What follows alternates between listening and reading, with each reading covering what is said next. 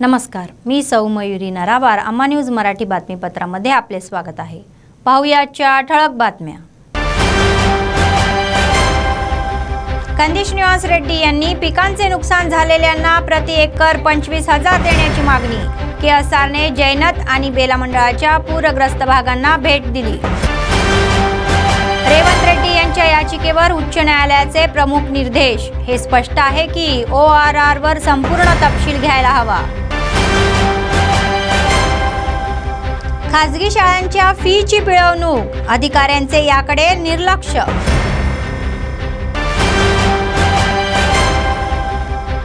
प्रजासेवा भवन मध्ये नित्य अन्नदान, कंदी श्रीनिवास रेड्डी यांच्या सेवेंचे कौतुक. आजच्या सविस्तर बातम्या. नेहरू आउटर रिंग रोडच्या निवीबाबत TPCC प्रमुख रेवंत यांनी विचारलेले सर्व तपशील देण्याचे आदेश उच्च न्यायालयाने राज्य सरकारला दिले आहे. तपशील दिला नाही तर कसा, असा सवाल एका खासदाराने केला. काही काळापूर्वी सरकारने आउटरिंग रोडवरील INB इन्फ्रास्ट्रक्चर डेव्हलपर्स लिमिटेडला 30 वर्षासाठी मालकी हक्क प्रदान करण्याचा आदेश जारी केला. त्यासाठी सदर कंपनीने 7,380 कोटी शासनाला भरले. दरम्यान या प्रकरणात मोठा घोटाळा झाल्याचा आरोप रेवंत रेड्डी करत आहे. या आदेशात रेवंत रेड्डी यांनी 1 मे रोजी INB इन्फ्रास्ट्रक्चर डेव्हलपर्स लिमिटेड कंपनीला वाटप केलेल्या निविदेबाबत संपूर्ण तपशील देण्यासाठी माहिती अधिकार कायद्याअंतर्गत माहितीसाठी सरकारकडे अर्ज केला. मात्र सरकारने हे तपशील न दिल्याने रेवंत रेड्डी यांनी उच्च न्यायालयात याचिका दाखल केली. याची चौकशी करणाऱ्या न्यायालयाने रेवंत रेड्डी यांनी विचारलेले सर्व तपशील देण्याचे आदेश दिले. 4 ऑगस्ट पर्यंत सुनावणी हातकूब केली. काँग्रेसचे प्रदेश नेते कंदी श्रीनिवास रेड्डी पुरामुळे नुकसान झालेल्या लोकांना 25,000 रुपये नुकसान भरपाई द्यावी अशी मागणी जोगुरामन्ना यांना केली. त्यांनी सततधार पावसामुळे पूरग्रस्त भागांना भेटी दिल्या. कंदी श्रीनिवास रेड्डी यांनी जैनत मंडळातील कनपा मेडीगुडा, चिन्ना मेडीगुडा, जामनी, मारुगुडा, बेला मंडळ तोयागुडा आणि सईदपूर या पूरग्रस्त भागांना भेटी दिली. पूरग्रस्त शेतजमिनी व नुकसान झालेल्या घरांची पाहणी करण्यात आली. कंदी श्रीनिवास रेड्डी फाउंडेशनच्या वतीने पूरग्रस्तांना आवश्यक वस्तूंचे वाटप करण्यात आले.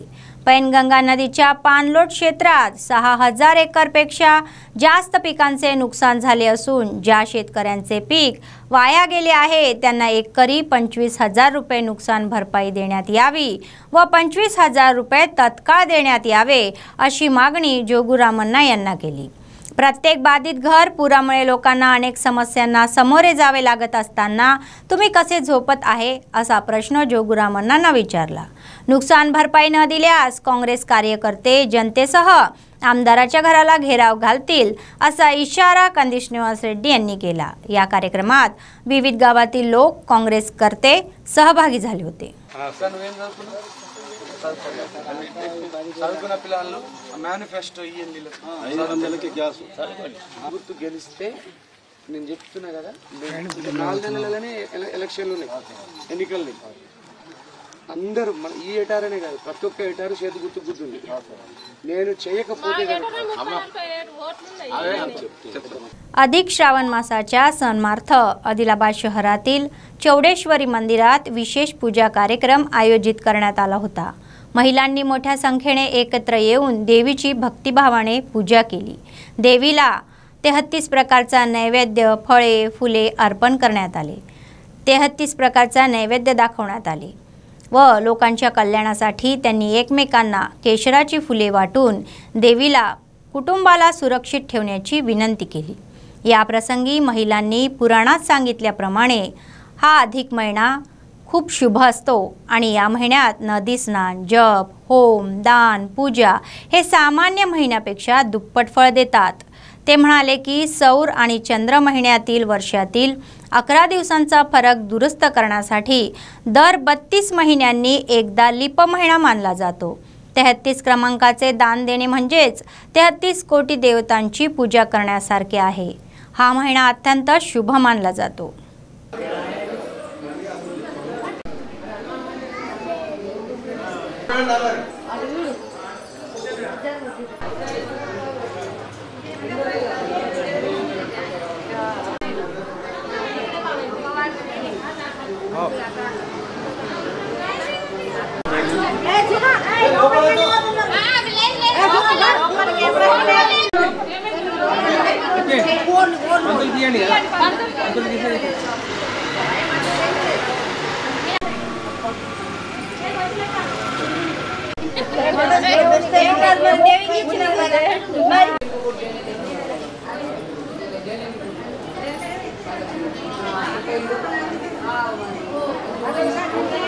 చౌడేశ్వరి మాతాకి జై। అది దేవంగ కులం యొక్క అమ్మవారు చౌడేశ్వరి మాత। అధిక మాసాన్ని పురస్కరించుకొని ఈరోజు అమ్మవారికి దోండలు ఇవ్వడం జరుగుతుంది। దానికోసం ఇది అధిక మాసం రావడంతో దోండ ఫలాలు ఇవ్వడం అనేది మన సాంప్రదాయం కాబట్టి ఈరోజు అందరు మహిళలు కలిసి ఈ దోండ ఫలాలను ఇవ్వడానికి ఈ కార్యక్రమాన్ని ఏర్పాటు చేసుకోవడం జరిగింది। 3 నెలలకు ఒకసారి అధికంగా వచ్చి అధిక మాసాన్ని చాలా మహిమగల మాసంగా జరుపుకుంటారు। ఈ మాసంలో చేసినటువంటి పూజలు కానీ దానాలు కానివ్వండి చాలా ఫలితాలను ఇస్తాయని అందరి నమ్మకం। నేడు చౌడేశ్వరి మాతా టెంపుల్లో అధిక శ్రావణ మాసం సందర్భంగా మా మహిళలందరము సంతోషంగా భక్తితో 33 రకాల నైవేద్యాలను నివేదన చేసి 33 రకాల పుష్పాలను కూడా నివేదన చేసి అమ్మవారి దయ అందరి మీద చల్లని చూపులు ఉండాలని भक्तीతో కోరుకోవడం జరిగింది। काँग्रेसचे राज्य नेते कंदी श्रीनिवास रेड्डी यांनी आपल्या समाजसेवेच्या कार्यक्रमांनी लोकांची मर्जी जिंकली आणि त्यांच्या हृदयात साप सोडली। KSR फाउंडेशनच्या माध्यमातून त्यांनी प्रजासेवा भवनात नित्य अन्नदान सुरू केले।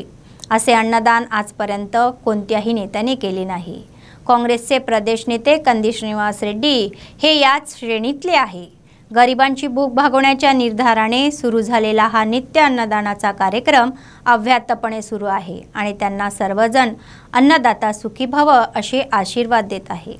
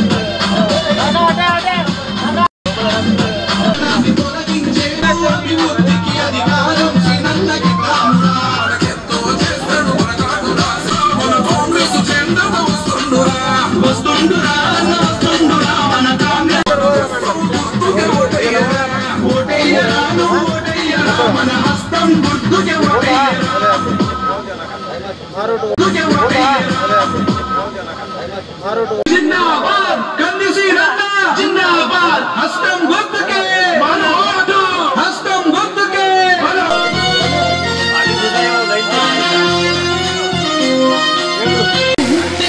दूकिंदू सुडो प्रमद्रोहुला अनिचे उप्पु पादम अतडय्या माटले सेप्पडु सुडु उन्नतमैन अडुगे साडय्या मंचली नैदो मुंडोडु तल एत्तुकुडे। आदिलाबाद शहरात रस्ता अपघात झाला। भुक्तापूर येथे भर धाव वेगात आलेल्या अज्ञात कारने दुभाजकाला धडक दिल्याने भिंत कोसळून ढिगारा रस्त्यावर पडला। कारच्या पुढील भागाचा चक्काचूर झाला। मात्र या अपघातात कोणीही जखमी झाले नाही। वेग हे अपघातास कारणीभूत असल्याचे दिसून येत आहे। संपूर्ण तपशील माहीत असणे आवश्यक आहे।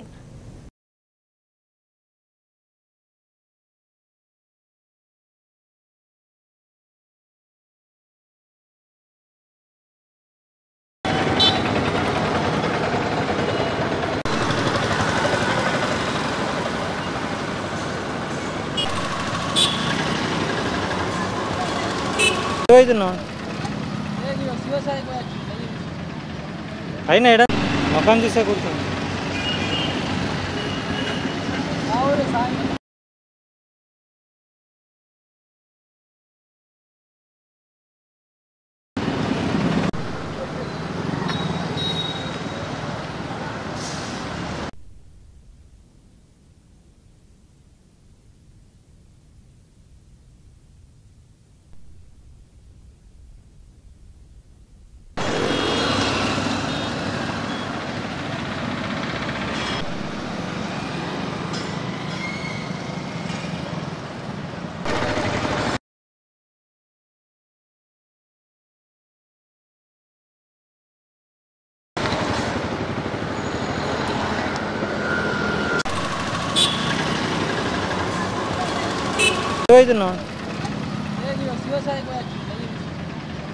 అయినా ఎడ మొఖం చూసే కూర్చోండి.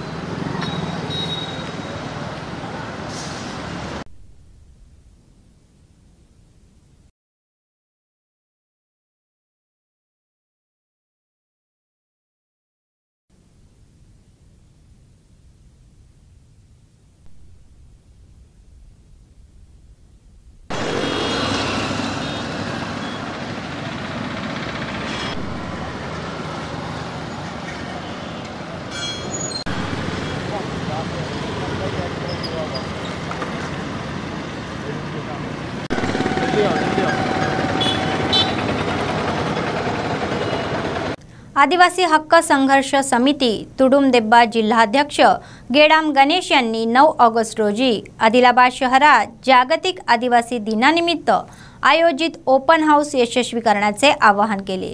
आदिलाबाद शहरातील प्रेस क्लबमध्ये समाजाच्या नेत्यांसह आयोजित पत्रकार परिषदेत ते बोलत होते। केंद्र आणि राज्य सरकार आदिवासीच्या हक्कांसाठी लढण्यास सपशेल अपयशी ठरल्याचा आरोप त्यांनी केला। आदिवासींच्या अस्तित्वासाठी आणि स्वराज्यासाठी त्यांची अंमलबजावणी करावी अशी मागणी त्यांनी केली। आदिवासी दिनानिमित्त 9 ऑगस्ट रोजी होणाऱ्या खुल्या सभेसाठी आदिलाबाद येथील समाजातील सर्व स्तरातील लोक, विचारवंत, सरमेडी, गावातील पटेल यांनी मोठ्या संख्येने येण्याचे आवाहन करण्यात आले आहे। ప్రపంచ ఆదివాసీ దినోత్సవాన్ని విజయవంతం చేయాలి। ప్రపంచ ఆదివాసీ దినోత్సవం ఆగస్టు 9న ఆదిలాబాద్ జిల్లా కేంద్రంలోని డైట్ కళాశాల మైదానంలో ఆదివాసీ హక్కుల పోరాట సమితి తుడుందెబ్బ మరియు అనుబంధ సంఘాలైనటువంటి మహిళా సంఘం, విద్యార్థి సంఘం, రైతు సంఘం, కార్మిక సంఘాలు, అదేవిధంగా నిరుద్యోగ సంఘం ఈ అనుబంధ సంఘాల ఆధ్వర్యంలో ప్రపంచ ఆదివాసీ దినోత్సవ బహిరంగ సభను నిర్వహించడం జరుగుతున్నది। కాబట్టి దీనికి ఉమ్మడి ఆదిలాబాద్ జిల్లాలో ఉన్నటువంటి అన్ని వర్గాల ప్రజలు, ప్రజాస్వామికవాదులు, మేధావులు, ప్రజాప్రతినిధులు, సర్పంచులు, ఎంపీటీసీలు, జెడ్పీటీసీలు, ఎంపీపీలు, అదేవిధంగా సార్మేడీలు, గ్రామ పటేళ్లు, దేవరి, మహాజన్ ప్రజలందరూ కూడా పెద్ద ఎత్తున తరలి వచ్చి ప్రపంచ ఆదివాసీ దినోత్సవాన్ని విజయవంతం చేయాలని చెప్పేసి ఆదివాసీ హక్కుల పోరాట సమితి తుడుందెబ్బ ఆదిలాబాద్ జిల్లా కమిటీ తరపున విజ్ఞప్తి చేస్తున్నాం। ప్రతి సంవత్సరం కూడా ఆదివాసీల అస్తిత్వం కోసం, ఆదివాసీల మనుగడ కోసం, ఆదివాసీల స్వయం పాలన కోసం, ఆదివాసీ హక్కులు అమలు చేయాలని చెప్పేసి అనేక పోరాటాలు జరిగినటువంటి మనకు కనబడుతున్నది। కాబట్టి వీటిని అమలు చేయడంలో కేంద్ర రాష్ట్ర ప్రభుత్వాలు పూర్తిగా విఫలమైనాయి। కాబట్టి ఆ రోజు ప్రపంచ ఆదివాసీ దినోత్సవం జరుపుకోవాలని చెప్పేసి సభ్య దేశాలు పిలుపునివ్వడం జరిగింది। కాబట్టి అందులో భాగంగానే ప్రతి సంవత్సరం ఆగస్టు 9కి ప్రపంచ ఆదివాసీ దినోత్సవాన్ని ప్రభుత్వాలు, పాలకులు, ప్రజా సంఘాలు, ఆదివాసీలు పెద్ద ఎత్తున జరుపుతున్నారు। అందులో భాగంగానే ఆదివాసీ హక్కుల పోరాటం సమితి తుడుందెబ్బ కూడా ఉమ్మడి ఆదిలాబాద్ జిల్లా వ్యాప్తంగా అనేక సందర్భాల్లో భారీ ఎత్తున సభలు, సమావేశాలు నిర్వహించడం జరిగింది। ఇది కూడా ఆగస్టు 9న ఆదివాసీ హక్కుల పోరాట సమితి తుడుందెబ్బ ఆధ్వర్యంలో పెద్ద ఎత్తున ర్యాలీ, బహిరంగ సభ, అదేవిధంగా అన్ని సాంస్కృతిక కార్యక్రమాలు ఉంటాయి। కాబట్టి దీనికి అందరూ కూడా పార్టీలకు అదేవిధంగా ప్రజా సంఘాలకు కులాలకు మతాలకు అతీతంగా అందరూ కూడా భారీ ఎత్తున తరలివచ్చి ప్రపంచ ఆదివాసీ దినోత్సవాన్ని विजयवंतम చేయాలని చెప్పేసి మేము पिलुपुनिస్తున్నాం। शासनाच्या नियमानुसार जीवोनुसार शुल्क वसूल करण्याचे आदेश शासनाने जारी केले असतानाही खाजगी शाळा आणि शैक्षणिक संस्थाचे मालक त्यांचा अवमान करत आहे। जिल्ह्यात अजूनही खाजगी शाळांची पिळवणूक सुरूच आहे। शुल्काव्यतिरिक्त विद्यार्थ्यांच्या पालकांवर त्यांच्याकडून पुस्तके आणि गणवेश खरेदी करण्यासाठी दबाव टाकला जात आहे। हा त्यांच्या पैशाची भूक असल्याचा पुरावा आहे। कॉर्पोरेट शाळांच्या कारभारावर अंकुश ठेवण्याचे काम करणारे शिक्षण विभागाचे अधिकारी कारवाई करत असल्याची टीका होत आहे। शिक्षणाचे व्यवसायात रूपांतर करून सुरू असलेल्या या लूटमारीची खास कहाणी।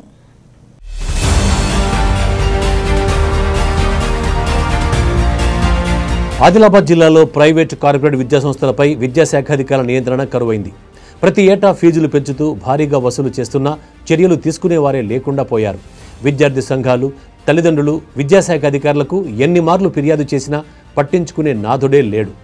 ఆదిలాబాద్ జిల్లా వ్యాప్తంగా 18 మండలాల పరిధిలో మొత్తం 1439 పాఠశాలలుండగా ఇందులో 167 ప్రైవేటు బడులున్నాయి। 1,39,421 మంది విద్యార్థులు విద్యను అభ్యసిస్తున్నారు। కరోనా సమయంలో ఆన్లైన్ పేరిట కార్పొరేట్ విద్యా సంస్థలు తరగతులు నిర్వహించి భారీగా ఫీజులు వసూలు చేశాయి। తాజాగా కొత్త విద్యా సంవత్సరం ప్రారంభం నాటి నుంచే ఫీజులను మరింత పెంచేశారు। కార్పొరేట్ పాఠశాలల్లో ఐఐటి ఇతర ఫౌండేషన్ల పేరిట తరగతులు నిర్వహిస్తున్నామని చెప్పి ఏడాదికి 20,000 నుంచి 60,000 వరకు సంస్థల్ని బట్టి ఫీజులను వసూలు చేస్తున్నారు। కొన్ని కార్పొరేట్ విద్యా సంస్థలు నెలవారీగా 1,500 నుంచి 3,000 వరకు ముక్కు పిండి మరీ వసూలు చేస్తున్నాయి। ఫీజులు ఒకేసారి 20 నుంచి 40% వరకు పెరగడంతో విద్యార్థుల తల్లిదండ్రులు ఆందోళన చెందుతున్నారు। అలాగే పుస్తకాలు, నోట్బుక్లు, బ్యాగులు, స్కూల్ డ్రెస్ల పేరు మీద దోపిడీకి పాల్పడుతున్నారు। ప్రైవేట్ పాఠశాలలో దోపిడీ అధికంగా పెరిగిపోతుంది। డొనేషన్ల ఫీజు అని చెప్పేసి మరి అధిక ఫీజులు వసూలు చేస్తున్న ప్రైవేట్ స్కూళ్ల పైన వెంటనే చర్యలు తీసుకోవాలని చెప్పేసి డిమాండ్ చేస్తున్నాం। అదేవిధంగా ఏదైతే ప్రైవేట్ స్కూళ్ళలో ఇంతకుముందు కరోనా ఇబ్బందుల వల్ల పేరెంట్స్ చాలా ఇబ్బంది పడ్డారు। ఇంకా అదేవిధంగా ట్యూషన్ ఫీజు అని చెప్పేసి డొనేషన్ ఫీజు అని చెప్పేసి అదేవిధంగా అధిక భారం మోపుతున్నారు పేరెంట్స్ పైన। ఎల్కేజీ యూకేజీకి 50 నుంచి 60,000 ఫీజు తీసుకుంటున్నారు। అదేవిధంగా స్కూల్ బుక్స్ అని చెప్పేసి వారి యొక్క డ్రెస్సింగ్ అని చెప్పేసి ఒక ప్లేస్ నిర్ధారించి వాళ్ళని అక్కడనే తీసుకోవాలని చెప్పేసి పేరెంట్స్ని ఇబ్బందులకు గురి చేసినటువంటి యాజమాన్యం పైన వెంటనే చర్యలు తీసుకోవాలని చెప్పేసి మేము తెలియజేస్తున్నాం। ఆదిలాబాద్ జిల్లాలో కొన్ని ప్రైవేట్ విద్యాసంస్థలు కొన్ని తరగతులకే అనుమతులు తీసుకొని అదనపు తరగతులు నిర్వహిస్తున్నారు। విద్యాశాఖ అనుమతులు లేకుండా తరగతులు కొనసాగిస్తున్నారు। అలాగే 10వ తరగతిలో వేరే పాఠశాలల పేరు మీద అనుమతులు తీసుకోవడం, ప్రైవేట్ క్యాండిడేట్ పరీక్షలు రాయించడం లాంటివి చేస్తున్నట్టుగా తెలుస్తోంది। ఇదంతా విద్యాశాఖ అధికారులకు తెలిసినా పట్టించుకోవడం లేదని ఆరోపణలున్నాయి। ఈ వ్యవహారంలో ప్రతి ఏడాది భారీగానే చేతులు మారుతున్నాయి। మరోవైపు కొన్ని పాఠశాలల్లో తరగతి గదుల్లో కనీస సౌకర్యాలు కరువయ్యాయి। వెలుతురు, గాలితో పాటు శుభ్రత ఉండాలి। చాలా పాఠశాలల్లో రేకుల భవనాలే తరగతి గదులుగా కొనసాగుతున్నాయి। ఎలాంటి వెలుతురు ఉండడం లేదు। పిల్లలకు ఆడుకోవడానికి కూడా మైదానాలు ఉండడం లేదు। అనుమతుల విషయంలో విద్యాశాఖ చేతివాటం వల్ల విద్యార్థులకు క్రీడా సౌకర్యాలు ఎండ మావిగా మారుతున్నాయి। అలాగే పాఠశాల యాజమాన్యాలు వారికి అనుకూలమైన వారిని పెట్టుకుని పేరెంట్స్ కమిటీల సమావేశాల్ని కాగితాలకే పరిమితం చేస్తున్నాయి।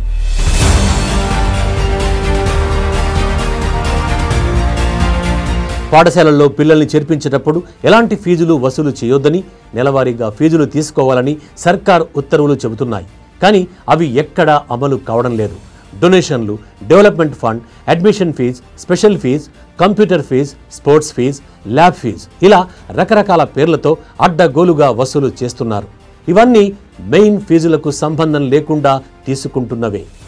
చిన్న స్కూల్ నుంచి కార్పొరేట్ స్కూల్ వరకు స్థాయికి తగ్గట్లు వేలు, లక్షల్లో పేరెంట్స్ నుంచి ముక్కు పిండి వసూలు చేస్తున్నారు। అడ్మిషన్, స్పెషల్ ఫీజులను కార్పొరేట్, ప్రైవేట్ స్కూల్స్ మేనేజ్మెంట్గా ఇష్టానుసారంగా పెంచేస్తున్నాయి। దాదాపు మెజార్టీ ప్రైవేట్, కార్పొరేట్ స్కూళ్లు ఏటా 10 నుంచి 30% ఫీజులు పెంచుతున్నాయి। ఫీజుల విషయంలో సరైన నిబంధనలు పాటించకపోవడంతో ఈ దుస్థితి దాపురిస్తోంది। కొన్ని స్కూళ్లు మెయిన్ ఫీజులను తక్కువగా తీసుకొని డెవలప్మెంట్ ఫండ్ పేరుతో అందినంత దండుకుంటున్నాయి। జీవో నెంబర్ 1 ప్రకారం 5% లాభం ఉండేలా ఫీజులను తీసుకోవాలి। కానీ ఈ రూల్స్ ఏ స్కూల్లోనూ అమలు కావడం లేదు। ప్రైవేట్ విద్యా సంస్థలు, కార్పొరేట్ విద్యా సంస్థల అగడాలు పూర్తిగా రోజు రోజుకు పెరుగుతూ ఉన్నాయి. మరి నిబంధనల ప్రకారం ఏదైతే ఆ యొక్క ప్రైవేట్ పాఠశాల కానివ్వండి, ప్రైవేట్ కార్పొరేట్ పాఠశాలలు కానివ్వండి, తోకలో పేర్లు కూడా ఉండొద్దని ఈ విద్యాశాఖ అధికారులు కూడా ఉత్తర్వులు కూడా జారీ చేసిన, మరి ఇక్కడ ఉన్నటువంటి పాఠశాలల్లో ఏదో తోకల పేర్లు చేసి ఏదో కార్పొరేట్ ప్రైవేట్ విద్యా సంస్థలు అమాయకమైనటువంటి పేద మధ్య తరగతి ఉన్నటువంటి తల్లిదండ్రులకు ఏదైతే విద్యార్థులకు అనేకమైన లక్షల ఫీజులు తీసుకుంటూ వాళ్ళ ఇష్టరాజ్యంగా స్కూల్ నడపడం జరుగుతుంది. మరి ఏదైతే ఆ యొక్క పాఠశాలకు పిల్లల్ని వేయాలంటే వాళ్ళ ప్రాణం చేతిలో పెట్టుకొని వేయాల్సిన పరిస్థితి ఉన్నది. ఏదైతే బుక్స్ కానివ్వండి, టై బెల్ట్లు, షూస్, బట్టల కానుంచి ప్రతి ఒక్కటి స్కూళ్ళల్లో అది వేల డబ్బులతోని తీసుకోవాలంటే ప్రజల మీద భారం చాలా పెరుగుతుంది. మరో పక్క ఈ యొక్క ప్రైవేట్ కార్పొరేట్ పాఠశాలలందరూ కూడా ఒక బుక్ స్టార్కు వాళ్ళు ఇవ్వడం జరిగింది. ఆయన ఇష్టరీత్యంలో కూడా బుక్స్, బెల్ట్లు, బట్టల షాపులు ఏదంటే అది విచ్చలవిడిగా వేల ఫీజులు ఈ దోపిడీ చేస్తున్నా కూడా ఇక్కడ ఉన్నటువంటి విద్యాశాఖ అధికారులకు మరి కనిపించడం లేదా అని ఆల్ ఇండియా స్టూడెంట్ ఫెడరేషన్ ఏఐఎస్ఎఫ్గా మేము అడుగుతా ఉన్నాం. చిన్నపిల్లలు తినే వస్తువులు సహా వేటిని విద్యా సంస్థల్లో అమ్మొద్దని ఆదేశాలున్నాయి. కానీ కొన్ని స్కూళ్లు తమ కాంపౌండ్లోనే అమ్ముతూ పెద్ద వ్యాపారమే కొనసాగిస్తున్నాయి. పుస్తకాలు, యూనిఫామ్, నోట్బుక్స్, స్టేషనరీ, మాస్, స్పోర్ట్స్ మెటీరియల్ ఇలా అన్ని బడుల్లో కొనాల్సిందేనని తల్లిదండ్రులకు తెగేసి చెబుతున్నాయి. వీటిని మార్కెట్ రేట్ల కంటే 30% నుంచి 80% వరకు పెంచి అమ్ముతున్నాయి. మరికొన్ని స్కూళ్లు షాపుల నిర్వాహకులతో ఒప్పందాలు చేసుకుని అక్కడే యూనిఫామ్లు, నోట్బుక్స్, పాఠ్య పుస్తకాలు కొనుగోలు చేసేలా తల్లిదండ్రులపై ఒత్తిడి తెస్తున్నాయి. దీంతో షాపుల యజమానులు అధిక ధరలకు వెచ్చించి విక్రయిస్తున్నారు. ప్రైవేట్ స్కూల్ పరిస్థితి చూస్తూ ఉంటే ప్రైవేట్ స్కూల్ ఈరోజు ఎటువంటి దోపిడీకి గురి చేస్తున్నారంటే తల్లిదండ్రులే కేవలం ఆదిలాబాద్లో 10ల సంఖ్యల బుక్ స్టోర్లు ఉన్న 10ల సంఖ్యలో స్కూల్లో కూడా కేవలం ఒకటే బుక్ స్టోర్కి అంటే ఒకటే బుక్ స్టోర్లో కొలాలని చెప్పేసి తల్లిదండ్రులు ఇబ్బంది పెడుతున్నారు. అట్లాగే ఈ స్కూల్ యూనిఫామ్స్ కూడా కేవలం ఆదిలాబాద్లో మనం చూసుకుంటే చాలా బట్టల షాపులు ఉన్నాయి. అటువంటి పరిస్థితుల్లో కూడా కేవలం సవర్మల్ షాప్లోనే కొనాలని చెప్పేసి స్కూళ్ళు రిప్రజెంట్ చేస్తున్నాయి తల్లిదండ్రులకి. ఈ నేపథ్యంలో ఎస్ఎఫ్ఐ చేసిన సర్వేలు తేలిందంటే తల్లిదండ్రులతో మాట్లాడడం జరిగింది. తల్లిదండ్రులు ఏం చేస్తాం, ఈ షాప్ వాళ్ళు ఏం చేస్తారు, కేవలం ఒకటే షాప్లో కొనడానికి ఇది ఉన్నాయి కాబట్టి వాళ్ళు దీన్ని అవకాశంగా తీసుకొని డబుల్ రేట్లు పెట్టి బుక్స్ అమ్ముతున్నారు. అట్లాగే ఇప్పుడు ఒకవేళ పుస్తకాలు, పాఠ్య పుస్తకాలు ఇక షాప్లో కొంటేనే, షాప్లో కొనాలంటే ఇక నోట్ బుక్స్ కూడా ఆ షాప్లో నోట్ బుక్స్ కొంటేనే ఈ పుస్తకాలు అమ్ముతామని చెప్పేసి ఒక పద్ధతిని వీళ్ళు వ్యవహరిస్తున్నారు. మేము విద్యా సంస్థలు అడుగుతూ ఉన్నాం. ఈరోజు తల్లిదండ్రుల పైన మాకన్నా ఎక్కువ మీకు ఎక్కువ బాధ్యత ఉన్నది. ఎందుకంటే మీ దగ్గర విద్యార్థులు చదువుకుంటారు. 10ల సంఖ్యలలో బుక్ స్టోర్లు ఉన్నా కూడా మీరు కేవలం ఒకటే దానిపైన ఎందుకు ఇంత ప్రేమని అడుగుతున్నాం.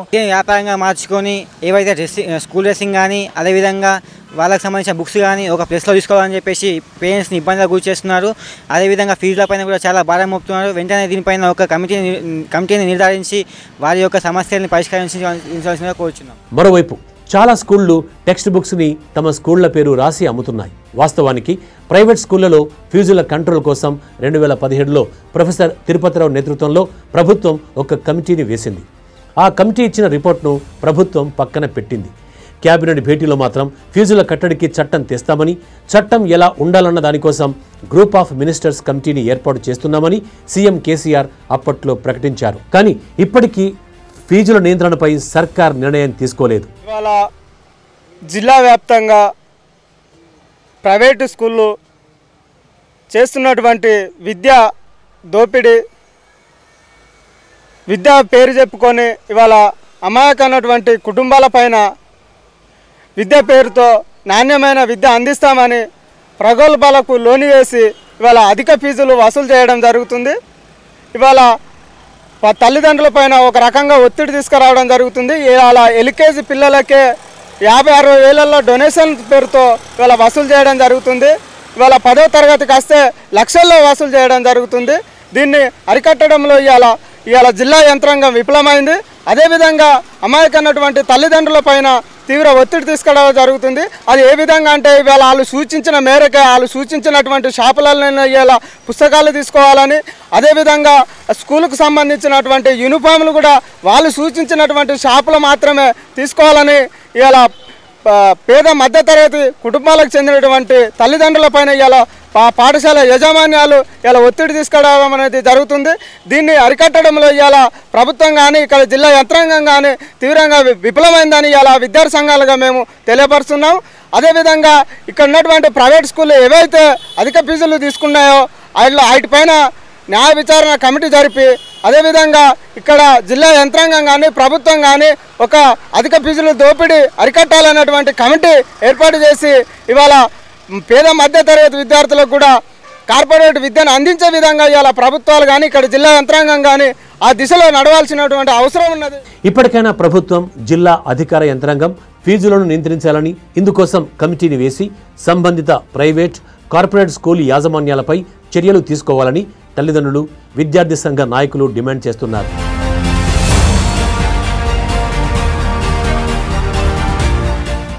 जिल्ह्यात मुसळधार पावसाने ओढे आणि नाले तुडूंब भरून वाहून गेले आणि अनेक घरांमध्ये पाणी शिरले. शहरातील सुभाषनगर नाला तुडूंब भरल्याने ओढ्याजवळील घरांमध्ये पाणी शिरल्याने जीवनावश्यक वस्तू ओल्या झाल्या आणि अनेक जण बेघर झाले.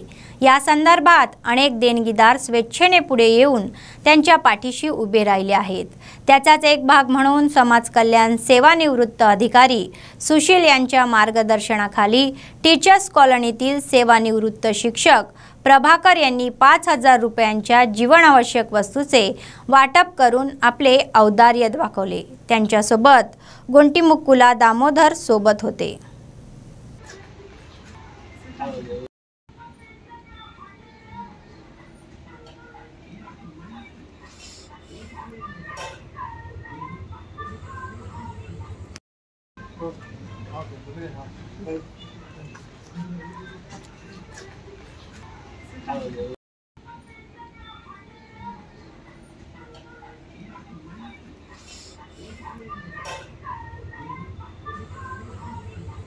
बातमी संपण्यापूर्वी पुन्हा एकदा ठळक बातमी. कंदिश निवास रेड्डी यांनी पिकांचे नुकसान झालेल्यांना प्रति एकर 25,000 देण्याची मागणी. केएसआरने जैनत आणि बेला मंडळाच्या पूरग्रस्त भागांना भेट दिली. रेवंत रेड्डी यांच्या याचिकेवर उच्च न्यायालयाचे प्रमुख निर्देश. हे स्पष्ट आहे की ORR वर संपूर्ण तपशील घ्यायला हवा. खासगी शाळांच्या फीची पिळवणूक, अधिकाऱ्यांचे याकडे निर्लक्ष.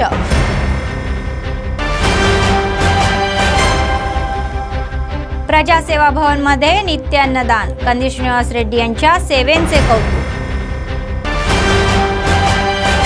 या होत्या आजच्या बातम्या. पुढच्या बातमीपत्रात पुन्हा भेटूया. तोपर्यंत पाहत रहा अम्मा न्यूज, सत्तेसाठी जनतेसाठी. नमस्कार.